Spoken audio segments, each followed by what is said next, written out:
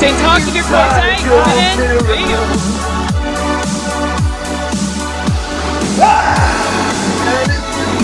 They can't break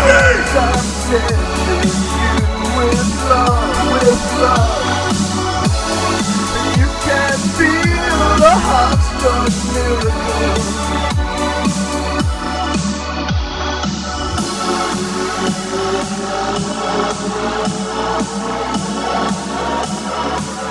On the atomic athlete! They can break your mind! They can break your body! They can't break the program! They can't break my will! And they can't break my spirit!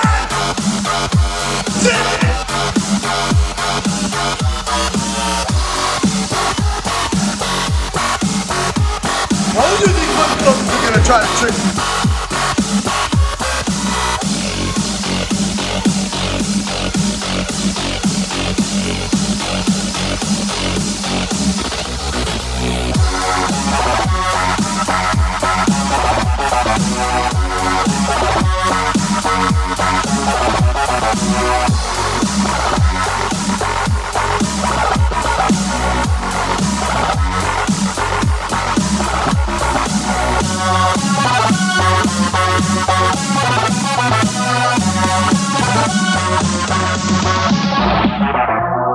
Implant type I've run into, this was about a year ago I ran into this.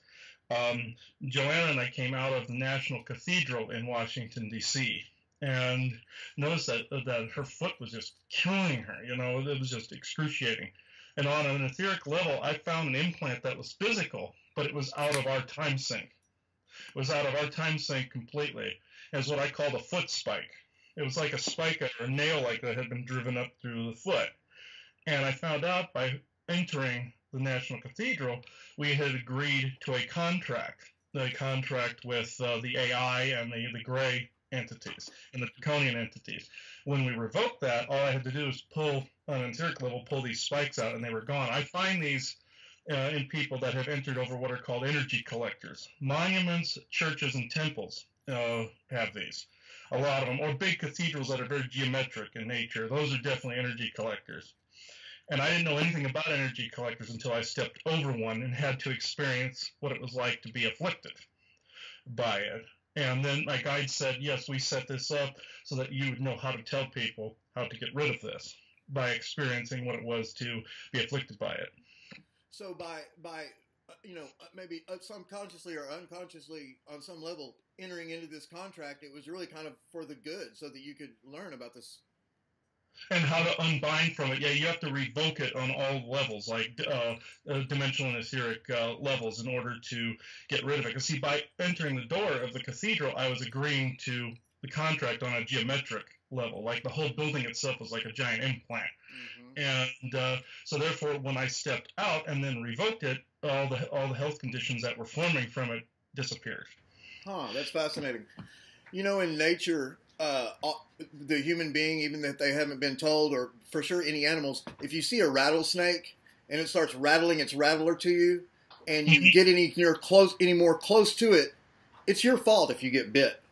Mm-hmm. Yeah.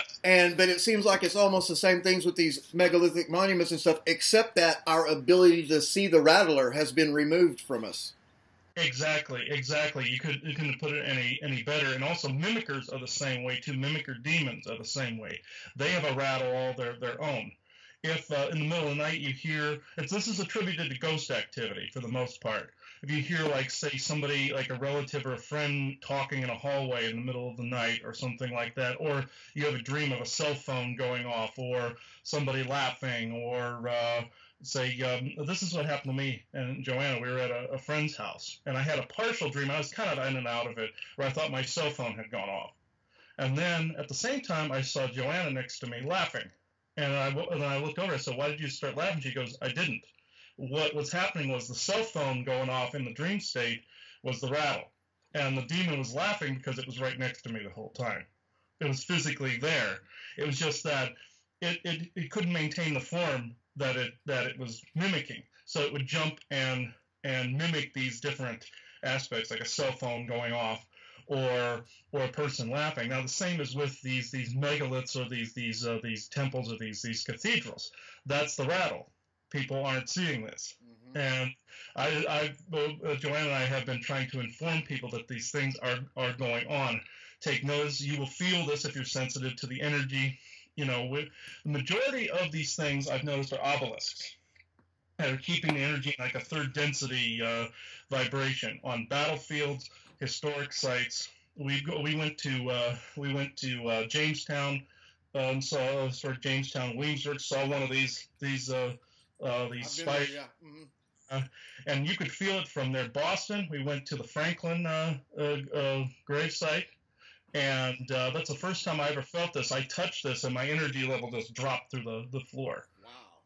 And I was out of it for a little while. We went to Gettysburg, attempted to clear that battlefield, and we found a megalith there that was an energy collector / energy dampener or soul trap that was keeping ghosts in place to keep these entities feeding off of the ghost energies.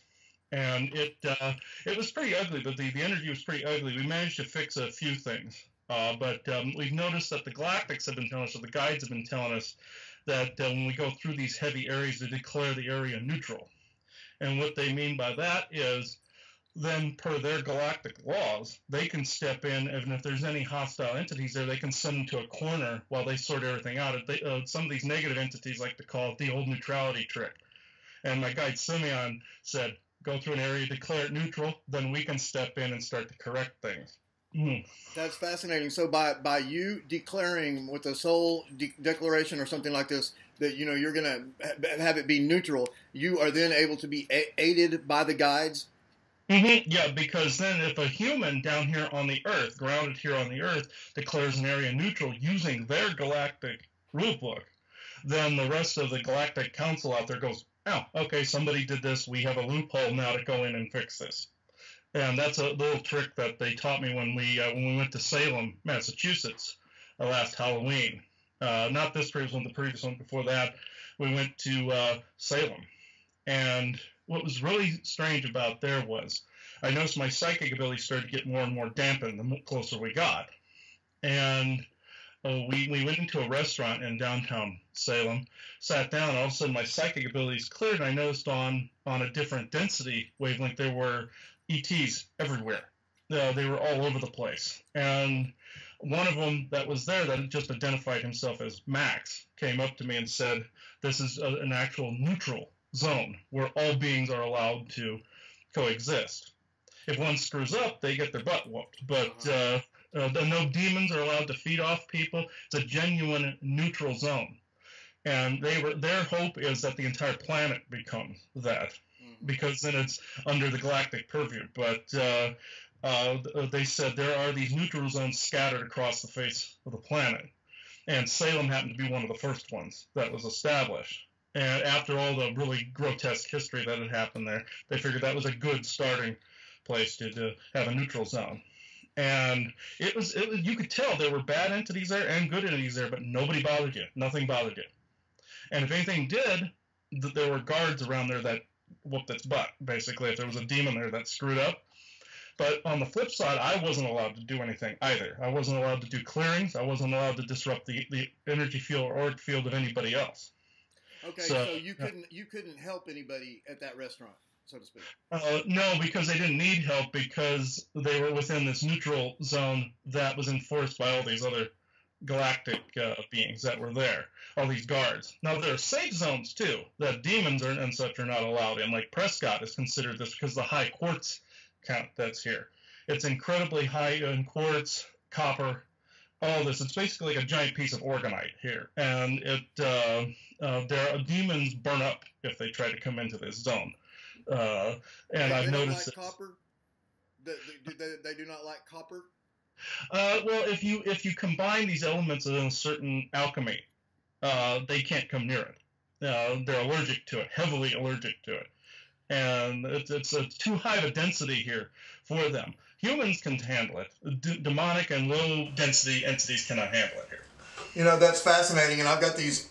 I don't know if you can see them, but these copper bracelets I got in Mexico last year, and I'm probably going to be selling these, you know, to monetize my YouTube channel. But you hit me with some information just in rapid fire succession, just really, you know, set off some I don't know whether they call it triggers or what, but let me just get straight down to it. One of the things that I do is I go visit these megalithic ruins, and so last year I was in Peru and Paracas, you know, investigating the long skulls, the elongated skulls. Yes, There's a lot of noise about those right now. I want to get your perspectives on that. And then I was also in Mexico meeting with one of the most powerful men in Mexico, the sorcerer Enrique Berdón, in Jalapa, Mexico. And there I participated in a blood sacrifice ritual in an underground sacred cave in front of a 10-foot tall statue of Lucifer with a 16-year-old totally nude clairvoyant girl writhing in ecstasy at the base. I didn't know that was going to be there, and not that I have a problem with it. Everything was above board. These are rituals and stuff that are thousands of years old. Even though they've become Christianized, so to speak, through the Catholic Church, and no human beings were hurt at this, blood sacrifice ritual. I personally sacrificed a large-sized goat in this underground chamber, but this is a goat that was specifically bred for this purpose. And these sacrificial animals they live a special existence. They're treated nicer than other farm animals, and so got a lot of perspective on that. Now, one interesting thing, I was telling you about my energy moving lady, and there's another friend that we have that, and, it's based on what I told you, and you seem to kind of almost, I know you don't know her, but just by y'all's language, you were almost kind of confirming some of the things that she said, and you talk about synchronicity or coincidence. She is telling me that we have, and this other person, this third person, have correspondences or what in past lifetimes, because get this, and I'm not saying I believe this or don't believe this, but it is a narrative, and it was bizarre that she brought this up, that these two people, her and this other person, falsely accused me of being a witch back in the days of the Salem witch trials. Okay. And that I was hung, I was executed for this. And so I was thinking, well, witches, a lot of times there was a misogynistic, things against women, and all of this stuff, and you hear a lot of these. And so I was like, okay, so was I a man witch or something? And she's like, no. In other words, part of that narrative is that I was a woman in this lifetime, so very, and I'm kind of a man's man type guy, try to look at myself that way anyway. So, a lot of times these people talking about past life experience, they were always like Caesar or, all these, important characters. But Rudolf Steiner says that a lot of times with these past life experiences, you kind of alternate, become being a man and a woman and stuff like that. And is that true, or has that been your experience? Oh, yeah, most definitely. I've seen both past lives and dimensional selves. Dimensional selves is a whole other animal altogether, but it's sometimes mistaken for past lives. But, yeah, I've noticed people tend to alternate. They want to feel what it's like to be in that expression or this expression, or they may even choose, dimensionally to express themselves as a different alien race or a planetoid or a celestial body or something like that. I've heard of that taking place, too, in different expressions. And different expressions can coexist at the same time, too. You're one big, energy blob, pretty much. But yeah, in past lives, I've noticed in a linear perspective, I've noticed sometimes it can go man, woman, man, woman, man, woman. I've noticed that with myself.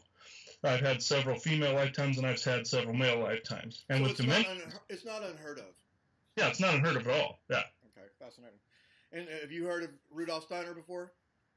I've heard the name, but I don't know the work. Well, he was with the Theosophical Society, but he had his own charter where he was able to teach his own teachings and stuff. But he created the Goetheanum. He was a Goethe scholar, but he also created biodynamic farming.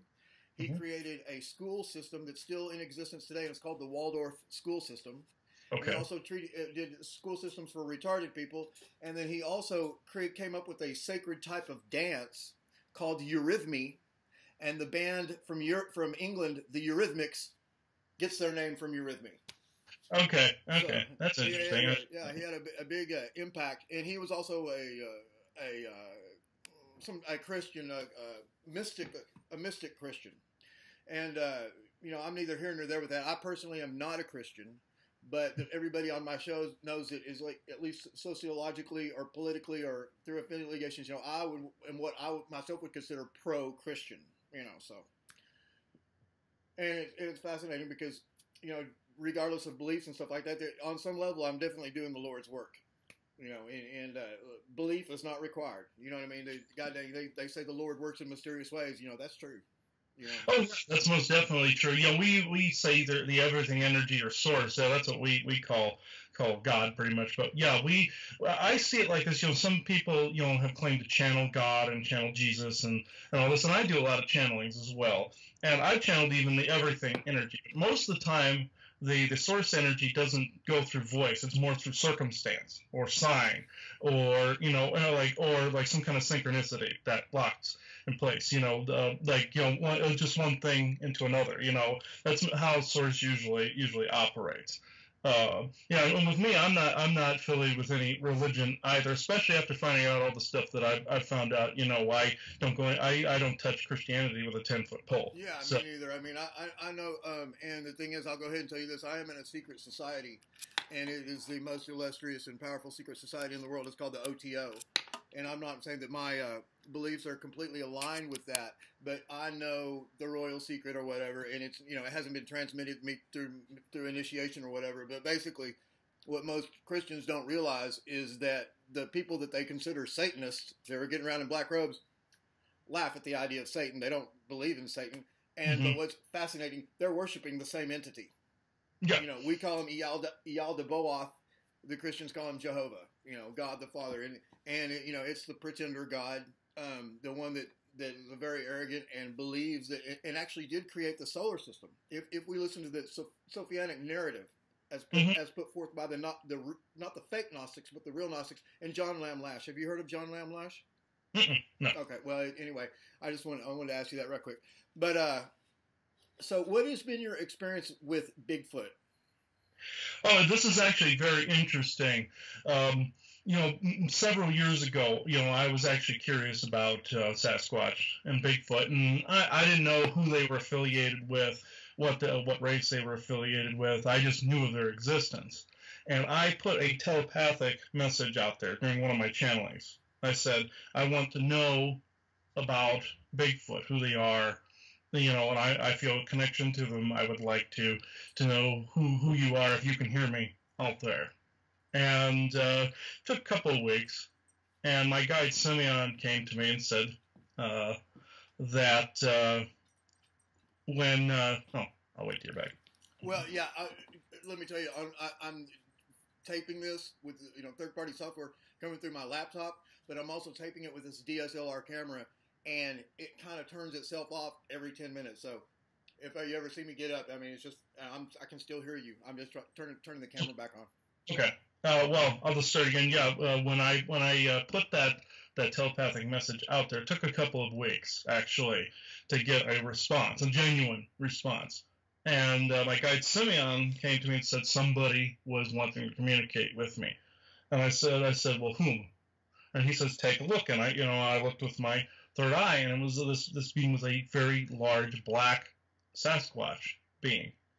And I came to find out real quick they don't like the term Bigfoot at all. And I said, oh, hello, Mr. Bigfoot. He's like, no, don't use that term. He said his name was Telnorskus, and he said he was one of the ancient ones. They called him the Anakim race, and they're the predecessor for what we know of as Sasquatch. Sounds a lot like Anunnaki almost. Yeah. He said that some of them had been augmented by the Anunnaki. And yeah, he told me that later on. He told me a majority of his ancient type came from the Pleiades, and then came here, and then the descendants of those are what we know of as Bigfoot and Sasquatch. They're the same. They're telepathic, but they're more like us, to where some of them have forgotten that on some level. I've noticed. But with Telnorskus, he's very different than the rest. He can do morphing. He can, on an energy level and everything, he control auric fields, energy fields. And I've been in communication with him for years since. But I've also discovered that he has a lot of family members and descendants on this planet too, of the Sasquatch lines and everything. And over the years after that, I came in contact with many other different types of beings and regular Sasquatches. Well, moving here to Arizona, we've had nothing but contact with them, physically and telepathically. We've spotted them with our eyes. We went up on Thumb Butte here. There's up here on Thumb Butte Mountain here. Went up there to leave gifts for Sasquatch. Not only did I get a picture of one of them, I took a look as we were driving away, and I saw one in a tree. We call him Fuma. He calls himself Fuma. And we saw him in a tree about maybe a half a block's worth from us, waving to us from a tree. Just like, hey, how's it going? And he's more of a carefree one. He will show himself. And he also likes to scare the crap out of me, too. Like, he'll slam his hand against the wall of the house. When Joanna and I first came back here to Prescott, we were asleep, and all of a sudden, loud as can be, I heard this whoop at the window here. Mm-hmm. Loud howl. He had stuck his face against the window and decided to go, at the window, and I heard him run off. I heard him chuckle a little bit and run off, And he was doing that to spook me. That was what he was doing, because he's a practical jokester, too. But, we've run into a whole family unit of them here. We've run into a whole family unit that they actually have a hierarchical structure of working. They have a chieftain, and they have a family unit. There's one by the name of Sufas, who's of the Anakim variety, like Telnorskus, and he has 3 or 4 sons who are underneath him, like a patriarchy, and they basically answer to him, and he's almost like somebody who governs the nature code in the area, or he guards it so people don't abuse nature. And he's very strict too. He's one of the most strict Sasquatches I've ever run into. I run things back in before I take anything from nature, like a rock or a plant material or wood or anything like that, to make anything out of. I was like, am I allowed to take this? And then he says I'm allowed to, because we end up making organite and stuff out of it. He's like, he approves of it. He's like, yeah, most certainly. That's awesome, But he's one of the strictest nature code guardians I've ever run into. And rightfully so, because this is an area that should be protected. But Fuma, we're in constant contact with Fuma. He will come in and listen to conversations if we're talking about little animals, like our dog that passed, or watching a show about animals or something like that. We'll feel him show up, and he wants to just be observant of it. He sees that we have a respect for animals. And the way that when I was in North Carolina at Joanna's house there in North Carolina, I was on an episode of Understanding Sasquatch. And what had happened was Telnorskus and his friend Kronoff, I could actually see them sitting with me while we were doing the show.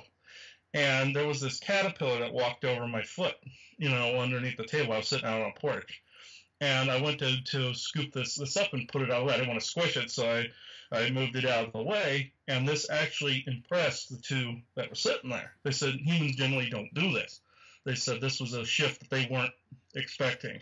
And later on that day, I walked out into the yard and noticed there was an animal skull laying on the ground, just upside down, and it was a bird skull. And they said they were basically showing me gratitude for not killing the caterpillar. They said, "Here, this is for you." And the unusual thing about this skull was it changed forms on me. I still have this thing. It fell apart, but I still have it. It was a bird one to start with, but it changed into more of a regular mammal instead of an avian after I had teeth and everything. The thing changed over a several-week period. And I thought that was very strange. I wish I'd been able to film that, but it was this skull changed. But they gave me this as a gift for not killing this animal. That's fascinating. Yeah, they thought that was impressive, and they weren't expecting that from a human. Normally, humans, kill these things, and they're like, "Oh, okay, somebody who respects nature, we will give him more information now." And ever since then, their activity has really revved up to where they're in constant communication with us. So, yeah, if anybody wants to earn their favor, have more respect for nature, nature's code, and then you'll get more and more contact from them, and speak from your heart space and actually mean what you actually say and put out there. That's a way to get their attention. Yeah, they can probably tell how genuine you are. They can feel it. They can sense it. They know they speak through the heart space. They use that as a means to communicate. Humans usually are more cerebral. And so they're trying to show people how to feel more through here and communicate more through here. And then when I started doing that, then we really saw a revving up of communication from them. Now we've also run into other species that have been mistaken for Sasquatch as well. Like dogmen? Dogmen, oh yes. We've seen dogmen. There's good and bad in that group.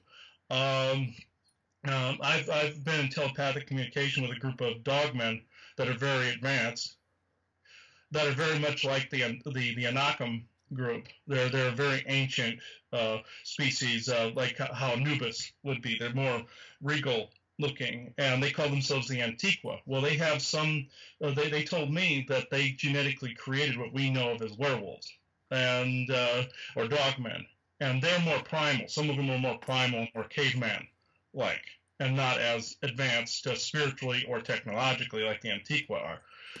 And then I've run into goat beings as well that are mistaken for Sasquatch. They have big ram horns that they're mistaken for satyrs and demons and stuff like that. I was going to say satyrs. So the ancient, Euclidean or whatever it is, the ancient Greek idea of these satyrs is an actual reality. Is that right? Yes, I came to find that out here also in Arizona. That I had telepathic communication when this is another thing we're going to talk about on one of our lifting shows. Is we've been experimenting with orgonite and creating bubbles over people's houses to keep demons out. And I want to know about that orgonite, but before we go into that, is Prescott, Arizona, anywhere near the area of what they call the Four Corners area? Actually, I think it's quite a distance away. Actually, I think several hours. Actually, 3-4 hours, something like that. Have you heard of this guy from Arizona named J.C. Johnson? I've heard that's another one I've heard the name about, but I haven't looked into any of the material. No. Well, he's a guide, and so he's up in the Four Corners area, but he's gone to other places. But he's had multiple experiences with the dogmen, Sasquatch, all these things. And he's from a Christian perspective, so it's skewed from, I guess, maybe someone who's non-Christian. But it just really, what y'all are describing and some of your experiences are almost word for word the exact same. Oh, yeah, these goat beings, they turned out to be very kind. It's just that when they were in a heavy orgone-enriched field like we had, because we'd been making a lot of it, one of their little baby ones had gotten trapped in here, and we didn't know this. And I kept feeling something biting the calves of my legs during the night. I'm like, what the heck is this going on? Get away from me! I was getting kind of mad because it kept waking me up. And it turned out I could see it gritting its teeth and everything. But what I didn't understand was it was just a little child that was scared and couldn't get out of here because we had made such a thick bubble. And we opened the bubble up, let him out, and these goat beings explained who they were. They said they'd been mistaken for satyrs and demons throughout history, but they were no different than the Anakim or the Sasquatch people. They were very old, very ancient, and they were members of the inner earth, just like the Sasquatch. And they were explaining that. Did you say they were members of the inner earth? Yeah, the inner earth or hollow earth or Agartha. Yeah, they said they came from there. Yeah, and they said that's their point of origin was somewhere else, but they live down there. That's how some of them were describing it. They didn't really want to stick around too much to talk. They wanted to know, they wanted to be able to converse, but they're more of a shy people when it came to humans. Because humans have hunted them or considered them, like I said, demons or satyrs. And they didn't know what my intentions were. Because I'd been kind of agitated with that little child one during the night, and they saw that I was angry. I was like, no, I didn't know, Right. Yeah. And they said, well, we're not, they said, humans and their species weren't the greatest diplomats towards each other. We'll work on that, So that's the last time I spoke to one of their chieftains. He walked off and said that he'd communicate later on in time when he felt that people were more ready for their contact. But they weren't malevolent at all. They were very kind, from what I could see. They were just shy. Yeah. So, and just you're bringing up the fact of the ancient ones, and there's the idea that there's actually maybe at least 7 different types of Sasquatches with different types of levels of what we would consider intelligence and stuff like this. Are you familiar with Kewanee Lapsaritis? Oh yes, I've spoken to him a couple times actually. When him and Kelly were on Understanding Sasquatch, I was able to communicate with their Sasquatch guides and a couple of their Pleiadian guides that were around them. So yeah, I'm very familiar with their work. Well, hold on, I'm adjusting this camera here. I don't necessarily agree with everything that Kewanee Lapsaritis says, but I mean, he's very consistent with his story, and I was very impressed with him and Kelly that they seem to be very sincere to me. Mm-hmm. Yeah, I was picking up that, there were ancient ones around them. Because, see, the ones like Telnorskus can transmute in and out of our reality. They can shift into different frequencies and dimensions. So I picked up there were several of them, the Anakim variety around them. Now, Fuma is very similar. He can transmute himself into different frequencies. It's because he's remembered that he's not as old as, say, Telnorskus. He's a Sasquatch like we know him to be, but he's just began to remember and be able to access some of these abilities. He's much older. I found out he's about 200 years old. And my next question. So the one that starts with an S that you're saying was more of a senior leader. What will you say his name again? He called himself Sufas. He told me he was in the realm of a few thousand years old, actually. Fascinating. Yeah, fascinating. Yeah, and Fuma is his grandson, I believe. And Fuma told me that he was a child sometime around the time Jamestown was founded. So that's what he told me to gauge his age by. He didn't know the exact number. He just said he was a child when Jamestown was founded. Fascinating. The manner in which you approach the subject matter, is very matter of fact. Very, just plain language and everything like that. And I appreciate that. There's not a bunch of, it may be in some people's opinion woo-woo what we're talking about, but you don't seem like a woo-woo type of guy. You know what I mean? Yeah, I try not to how can I put it? Try to put it too far out there to where people don't understand what I'm trying to say. I try to ground the language and language people are familiar with and concepts people are familiar with, so they understand what I'm trying to say. And I make it a matter of fact because that's how I see it. That's how I view it every day. That's how I see things. Like, oh, there's a Sasquatch, transparent Sasquatch over there. His name's Fuma, et cetera, et cetera. He did this, did that, and did this. I see it as a matter of fact like I'm talking to you right now. That's how I'm able to translate it like that, and that's what they wanted. They wanted somebody that could actually translate it that way so there would be a bridge between them and humans again, because humans and them used to be allies at one time, and they want that back. Humans and who used to be allies? The Sasquatch people and humans used to be allies until the Greys and the Anunnaki and them came in and divided everyone. Right. And so they want that back, and this is something the Greys don't want. They know Sasquatch and humanity would make a very powerful alliance against them, and they don't want that on an energetic level. They don't want it on a physical level. They don't want it. So they're trying to get people to not want to go near Sasquatch, be afraid of Sasquatch, show them like horrible things that, oh, Sasquatch did this horrible thing, Sasquatch did that horrible thing. And 9/10 of that negative stuff is not true. Well, that's fascinating. And the tactic used to be to deny the existence of Sasquatch. In other words, you were kind of a Looney Tune if you even believed in such a thing. But as people are waking up to these realities, they have to kind of change their tactics up.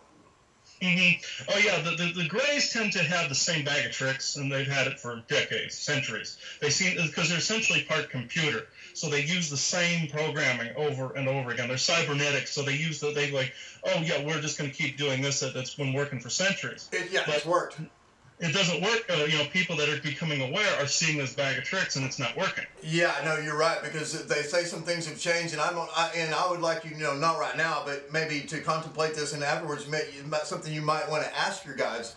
But this guy, John Lamb Lash, who has rediscovered this Sophionic narrative, he has very strong ideas about the so-called archons. He's the one that kind of brought that term back into popularity. He wrote a book called Not in His Image. But he is saying that the Greys were actually, that there's these type of aliens, that they come in two forms. One of them is a neonatal type of, looks like an abortion, with a very large head, and so this is obviously the Greys. And the other one is a serpentine type of being, the reptilians, and this knowledge is thousands and thousands of years old. And it just so happens that the main reason of the Catholic Church is not to conquer the world, take all the money, rape all the women, take all the children, all that stuff, even though, of course, that's their modus operandi. It really is to totally eradicate this religion so that knowledge is not given to the people. And in their understanding of things, the earth is an actual god, the Ayin Thropos, who's one of these pleromic gods, who came from the middle of the Milky Way galaxy out into some of the limbs where we are now. But Sophia, they do these grand experiments, and Sophia, in her exuberance, went off and did creation without her male counterpart, Telestai, which is the way they normally do things. And in so doing, she tried to create humanity, and she created this aberrant race of archons. And they're much older than us. They've been here a long time, and she even gave them powers to basically create the solar system, except that in his idea, or part of this narrative, is that the moon, the sun, and the earth are distinctly different. They're captured by this kind of fake solar system. And so I just wanted to, I didn't necessarily want to talk about that because I know you're not familiar with John Lamb Lash, but I do think it is interesting how many similar things that y'all are saying.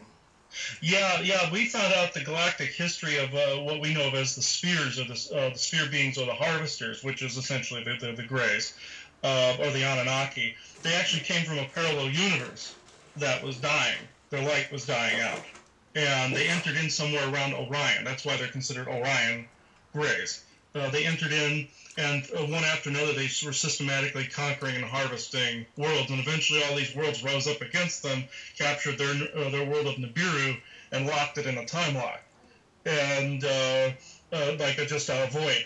And what happened was, I know Sitchin basically says that Nibiru came in and destroyed Maldek, and then Earth came from that. We found out that what you said about Sophia, there was an accuracy to that, because we found out the original Earth consciousness and Tiamat's consciousness, or Maldek's, were two separate beings.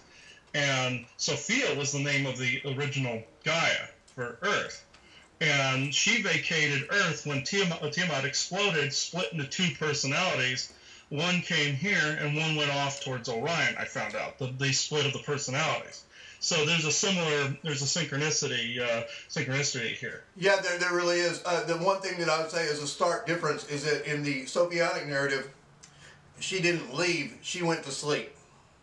Okay, there is a similar to that. I found there is this Sophia of consciousness that is actually being guarded by giants that were actually on Maldek at the time. They're guarding this sleeping person. So there is a similar. That's fascinating, because one of the main subjects of my show is giants. And I draw a steep delineation between giants and the people of the elongated heads, because they're different, and also human beings. Yes. And also Sasquatch, and also the monkeys and the great apes. Yes. That's five different.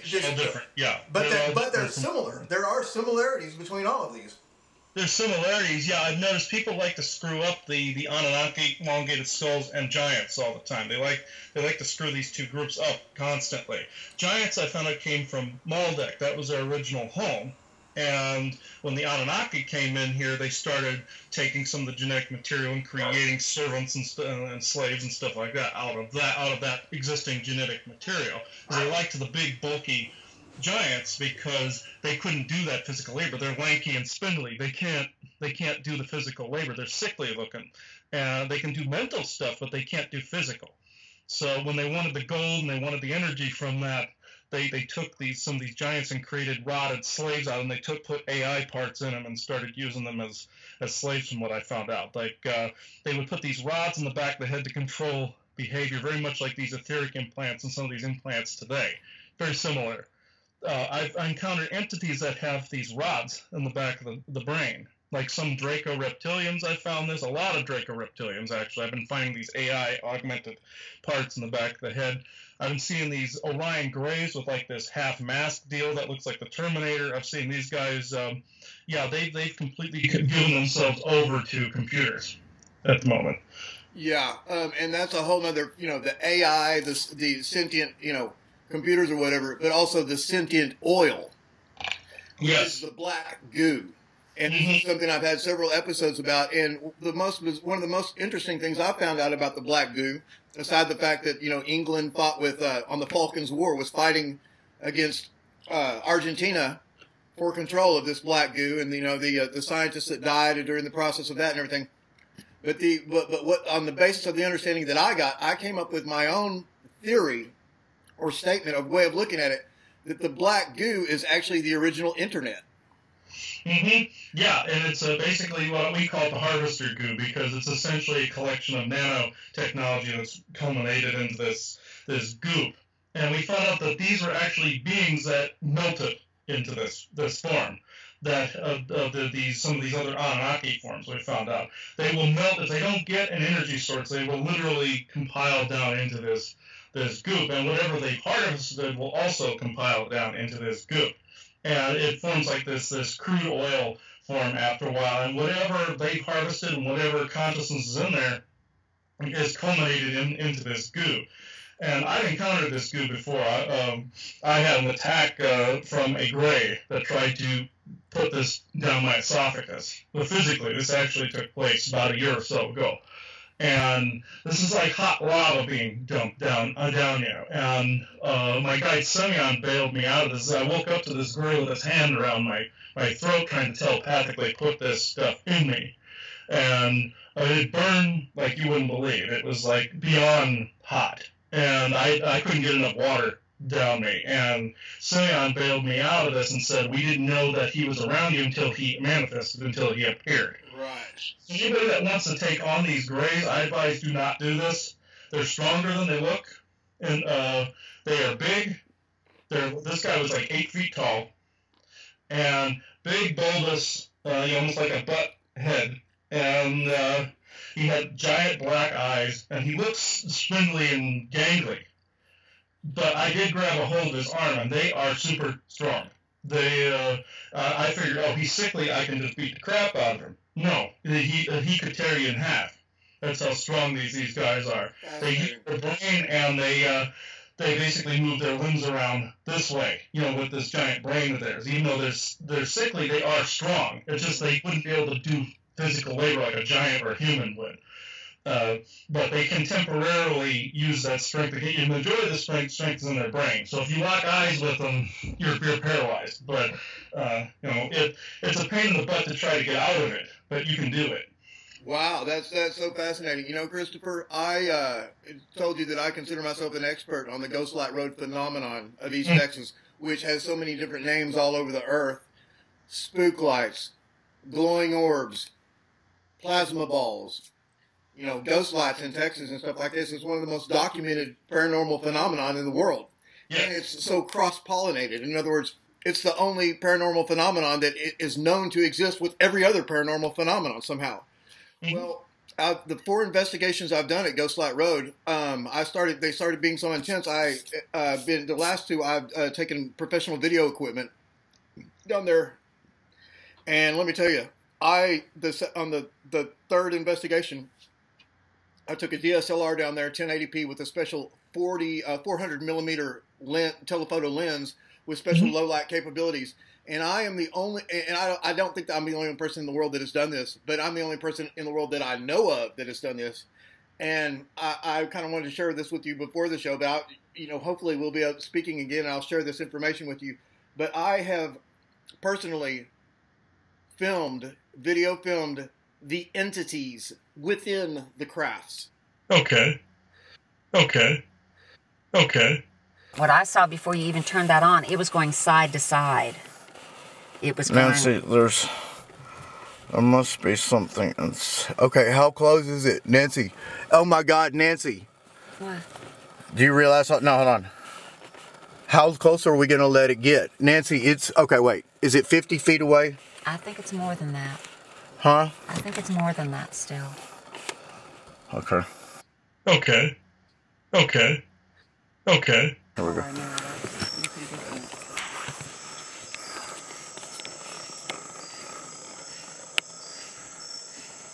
Oh my God. Oh my God. Oh my God, Nancy. Nancy, do you realize how much close this motherfucker is? Jesus Christ, Nancy. Nancy, roll up your window. Nancy, roll up the window.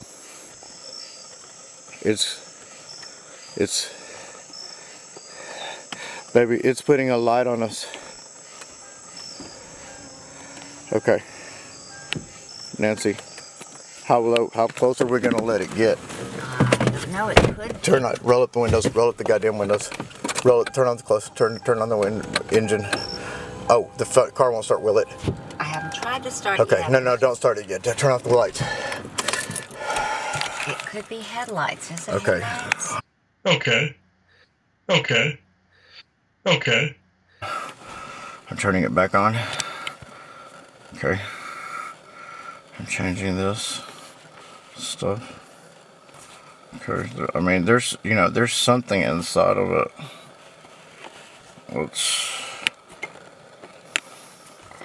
Wait, hold on. Oh my God. Certainly. Oh my God. Oh my God. I don't fucking believe this shit is fucking happening. My God, baby, it's close. Nancy, it's right here on top of us. Nancy, start the car. Start the car, Nancy. And let me tell you, I was shocked when I found out what they looked like, because they were one of them was kind of a big butt head. He's kind of like an elongated skull. It's like an elongated skull mixed with an alien. The gray ETs. He had the big wraparound sunglasses. They're inside this thing. And Oh yeah. These plasma balls can change size and color. Yes. I've noticed that some of the good ones are associated with Sasquatch and fairy and fae beings, but the bad ones are what we know as the harvester spheres. And there's an ancient picture we saw too long ago where it was of Enki and Enlil. And we saw a sphere or a satellite that was above an energy collector, and we saw a small being within it with an elongated skull. It was in the relief statue. So I have seen these before, where there are beings sitting within these different orbs, like some of these spook lights. Like the one in Missouri, for instance. Somebody asked me about this spook light that was in Missouri. Since we were in Missouri not that long ago, somebody was asking me about that, and I picked up that it was a harvester sphere, just like what you were seeing with that little being sitting in there, and they can shrink them and grow them to any size. This is what people also see as the Ra Sphere Alliance as well. The good beings, the avian beings, were good, but they were captured by the Anunnaki centuries ago, and their technology then was used to make these glowing, etheric-looking spheroids. Like these metal spheres can make themselves look etheric or godlike. This is what Emperor Constantine encountered on the battlefield when he saw the glowing sphere with the cross above it. It was the same identical bit of technology. That's fascinating. There's a film from the 90s that supposedly shows a crop circle being formed in real time. And this thing was formed like within about 10 seconds. By a bunch of plasma balls. So the idea that crop circles are created by these plasma balls, I don't know that that's true, but there's a video that shows that, and it's very real looking. Mm-hmm. Oh yeah, I know several groups that actually make some of these crop circles. One of the most prolific groups is one of Germain's group, or a person known as Saint Germain. Yeah, He actually makes some of these Merkaba crop circles to ground people into the positive timeline that we're creeping into. I know we're already in a different timeline than we were a year ago. But what he's doing is he's a human from about 20,000 years in the future, I found out. And he's come back to keep that timeline intact so that the grays and the spheres and such don't try to anchor it to a negative one. Okay, are you talking about the Merkaba or Melchizedek? Merkaba. Okay, because I think there's some type of relation. The way I understood it is Melchizedek is an entity or whatever described in the Bible. Mm-hmm. And that we know also that there's only one person in the Bible that's like Melchizedek, and that, of course, is Jesus. Mm-hmm. Because he's perfect in his generation, having no mother and no father. So basically, it's a fucking clone, the way I understand it. Yeah, oh yeah, there's that as well. You'd be surprised how many instances of clones I've run into as well. My guides have told me that they act really strange. Like some of them are very temperamental, like their brain isn't wired right. And they directed me to the movie Blade Runner as a comparison. They told me this is dead on accurate. Well, they described the replicants in that. But yeah, it's interesting that you were saying about the no mother, no father. It's because there's no record with those two because they're from a future time frame or another universal plane. So there would be no record here of a lineage because they came from the other end of the time spectrum. See? That has a resonant frequency of truth. It kind of resonates with me. And I don't know. There's a guy named who's written a book called The Sacred Flower of Life, and his name is Drunlevo Melchizedek. Oh, I've heard of him. Yes. Mm-hmm. Okay, and I think he took on the word Melchizedek, but he is a guy who has a cult-like following, and they have these powwows, these meetings where like UFOs show up every time. Mm-hmm. So there's some relation there. Yeah, I've heard of him. I haven't met him yet. He doesn't live too far from where I'm at the moment. He's over in Sedona. I've not met him yet. I've heard good things about him and his work, but I haven't had the pleasure of meeting him just yet. Fascinating.